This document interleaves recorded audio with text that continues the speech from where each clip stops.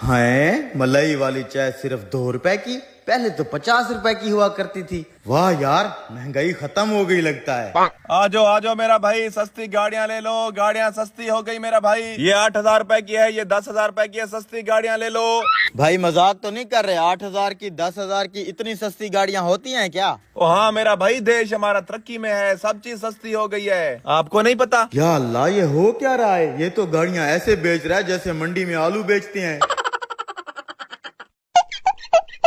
कैसे हो दोस्त? ठीक दोस्त, आप सुनाओ। मैं ठीक। कहाँ जा रहे हो? बस यार, बाइक में पेट्रोल खत्म हो गया था, वही लेके जा रहा हूँ। अब तो मैं लिम्का पिलाता हूँ। नहीं यार, आज पैसे नहीं है मेरी जेब में, फिर कभी पी लेंगे। मेरे होते हुए पैसों की क्या टेंशन है, मैं पिलाता हूँ। हैं, ये कंजूस तो अपना बुखार किसी को नहीं